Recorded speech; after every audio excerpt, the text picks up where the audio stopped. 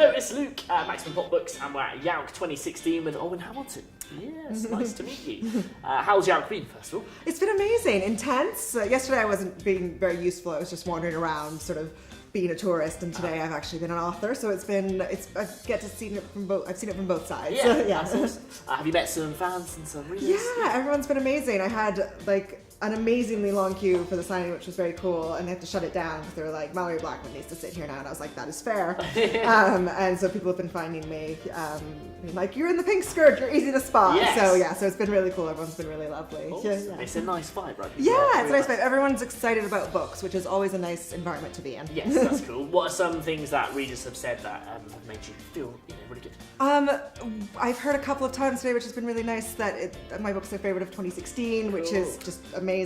Something I also always love to hear, because I feel like it's sort of the highest praise you can give to an author, is, you read your book all night, I read it in a day, I didn't sleep till 3 a.m, which made me feel great, because, something that keeps you up till 3 is, I sort of want to say I'm sorry, but I'm not. Yeah. I'm sorry you had no sleep, but I'm not really. That's a good sign. So that was awesome, yeah. Awesome. So let's talk about the book. You got it right here, Rebel of the Sands. Yes. Awesome cover, looks nice. Thank you. And it's out right now, so you can grab it. Sell it to us, pitch it to us if we haven't come across it yet. Yeah, absolutely. So Rebel of the Sands is a Wild West meets the Arabian Nights fantasy. It's about a young female sharpshooter named Amani who is desperate to get out of her dead-end desert town. She decides that the best way to do that is to go into an underground shooting contest disguised as a boy, because what could possibly go wrong? Quite a lot, as it turns out. And she basically winds up getting her fate tangled with another competitor who's a boy who's got some secrets of his own, and the two of them wind up on the run together across the desert, fleeing the Sultan's army and heading towards a rebellion. Awesome, that's a good little pitch. Yeah, and obviously there's kind of magic involved and mystical beasts and things as well. Yes, absolutely. Can you tell us about those? Yeah, so it sort of pulls its mythology kind of from the stories of the Arabian Nights, but also some stuff I've sort of made up. So there's some ghouls and some skinwalkers who they take the shape of their last victim and they eat people alive, and so then they take the shape of whoever it is and go up to their family. They're like, hey, I'm your dad, and then they devour them. Yeah, and nightmares, which are creatures that sort of attack in the night and sort of give people terrible dreams, and there's horses made of sand who kind of appear out of the desert every so often, and that can get sort of kidnapped and horseshoed and ridden in times of peril if needed. So lots of kind of fun magical creatures. Yeah, it's awesome. Tell us about Jin as well. Amani's kind of lovely. Yeah, so he is, I don't know how much I can say without spoiling, because he is the boy with some secrets. He is a foreigner in her town, which is the first reason she takes notice of him, because she lives in such a small place that you don't really see people from the outside world. And she lives in quite a sort of patriarchal, sexist society, but has never felt inferior herself, and he's the first person who sort of treats her the way that she has felt as well. If everyone's told her she's kind of useless her whole life, and he's like, no, you're demonstrably good at things. And she's like, that's what I'm saying. Yes, to listen. Yeah, I'm good at stuff. So he's they're sort of very much partners in crime, and then kind of adversarial, but have to work together to get across the desert in one piece and alive, and figuring out what he's hiding along the way. Awesome. All right, good little teasers. You're from Canada, am I right? I am. I was born in Canada.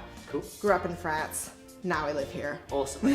Not loads of desert in Canada or France? No, that is accurate. How come that developed? Why did you go for that story? I think, the very original idea was a Western. It was sort of a girl with a gun, which was a very Western idea. And then I was like, I don't want to write a Western. That sounds really tedious for me to write, not to read. There's lots of great Westerns. So I was working in Islamic art at the time, and so the idea came kind of to combine it with the Arabian Nights, and the desert was quite a strong element of both of those. In a general way, I am always a big fan of environments in books that could kill you. There's nothing wrong with like a forest or a nice meadow, but like an ice kingdom or a desert kingdom or like huge stormy places or places with deep cliffs that you could fall off of. I'm a big fan of those places where you're fighting your environment too. Yeah, good to know, good. Wicked. All right, we're asking everyone as well, what's one book you think everybody should read, apart from your own? One book that I am recommending a lot at the moment, which is a first book in a long time that gave me just the inability to read anything else after I'd read it for a while, is actually Behind You, which is The Winner's Curse. Yes. I recommend that a lot. I don't know if it's, qualifies as the everyone should read in the classics way, but I don't really believe in recommending those. But I think everyone who loves fantasy and who likes this should read that because it's an amazing book series. Good choice, nice. And finally, what is your favourite thing, hands down, about YALC?